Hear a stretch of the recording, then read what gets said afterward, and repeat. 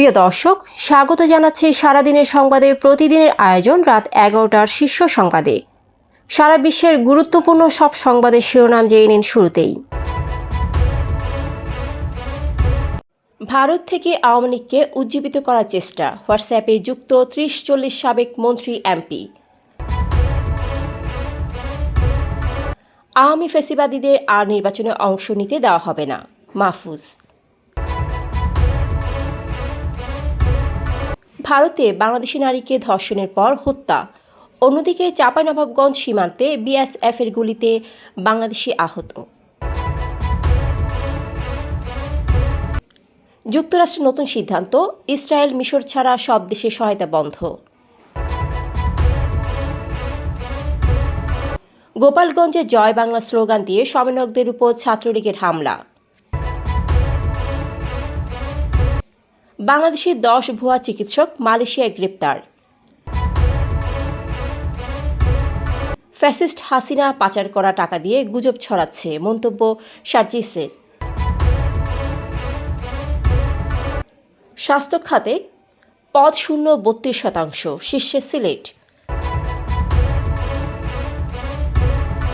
ডেনমার্কের ইতিহাসে কোরআন অবমাননার দায়ে প্রথম মামলা।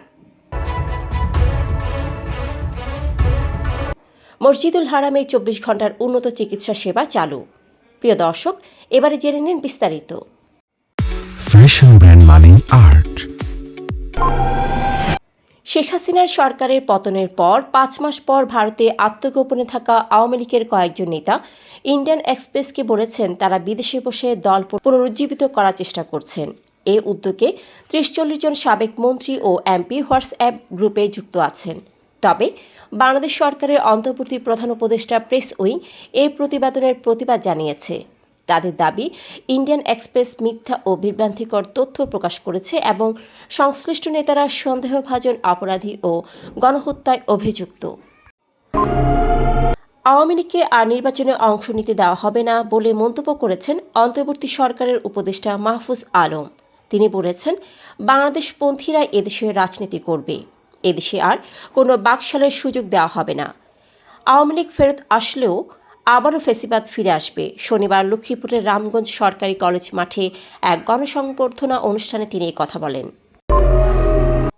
ভারতের কর্ণাটকে 28 বছর বয়সী এক বাংলাদেশি নারী ধর্ষণের পর হত্যা হয়েছেন। শুক্রবার কালকেরে লেকের কাছে তার মরদেহ পাওয়া যায়।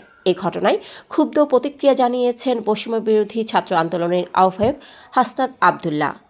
ফেসবুকে তিনি লিখেছেন, ভারতে বাংলাদেশি নারী ধর্ষণ ও হত্যাকে বিজেপির তৈরি ঘৃণার আক্রোশ হিসেবে দেখছেন। তিনি ফরেন মিনিস্ট্রিকে দ্রুত ভারতের কাছে জবাবদিহির দাবি ও হত্যাকারীদের বিচার নিশ্চিত করার জন্য পদক্ষেপ নিতে আহ্বান জানিয়েছেন। অন্যদিকে চাঁপাইনবাবগঞ্জের শিবগঞ্জ সীমান্তে ভারতীয় সীমান্তরক্ষী বাহিনীর গুলিতে এক বাংলাদেশি যুবক আহত হয়েছেন। আজ শনিবার ভোরে উপজেলার তেলকুপি সীমান্ত এলাকায় এ ঘটনা ঘটে।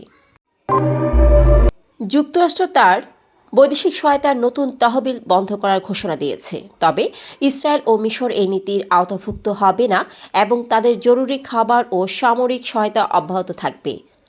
কাতার ভিত্তিক আল জাজিরা জানিয়েছে, মার্কিন পররাষ্ট্রমন্ত্রী মার্কো রুবিও প্রায় সকল সহায়তা বন্ধ করার নির্দেশ দিয়েছেন, যা 85 দিনের মধ্যে পর্যালোচনা করা হবে।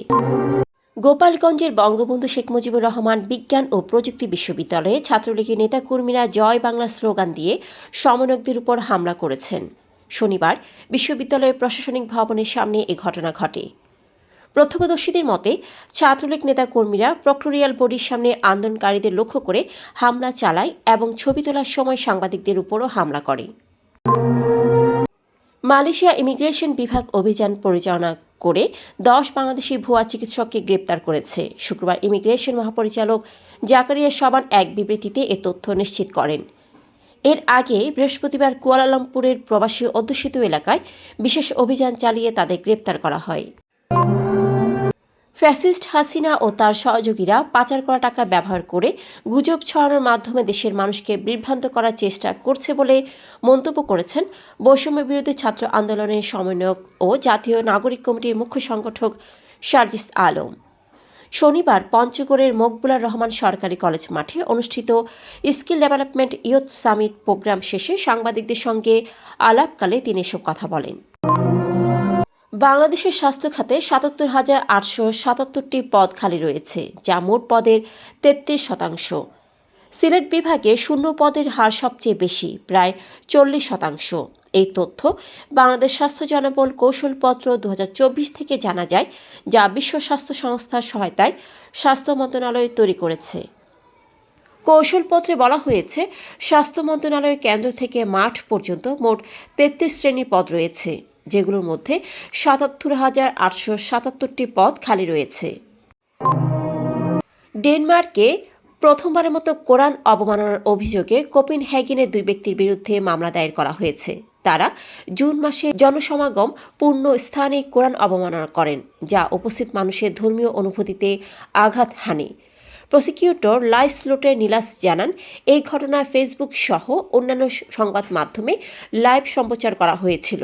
অভিযুক্তদের নাম পরিচয় গোপন রাখা হয়েছে। মক্কা মেডিকেল কমপ্লেক্স মসজিদুল হারামের মুসল্লিদের জন্য 24 ঘণ্টার চিকিৎসা সেবা চালু করেছে। এর মধ্যে 3টি জরুরি সেবা কেন্দ্র কৌশলগতভাবে মসজিদের বিভিন্ন স্থানে স্থাপন করা হয়েছে। মক্কা মেডিকেল কমপ্লেক্স ও 2 পবিত্র মসজিদের কর্তৃপক্ষ যৌথভাবে এসব সেবা কেন্দ্র পরিচালনা করছে, যা হাজিদের চিকিৎসা সেবা নিশ্চিত এবং স্বাস্থ্য সচেতনতা বাড়াচ্ছে। দর্শক, এতক্ষণ আমাদের সাথে থাকার জন্য ধন্যবাদ।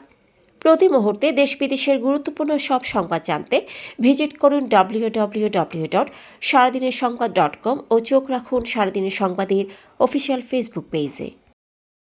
Fashion brand money art. Men's, ladies and kids wear. Art. Be smart.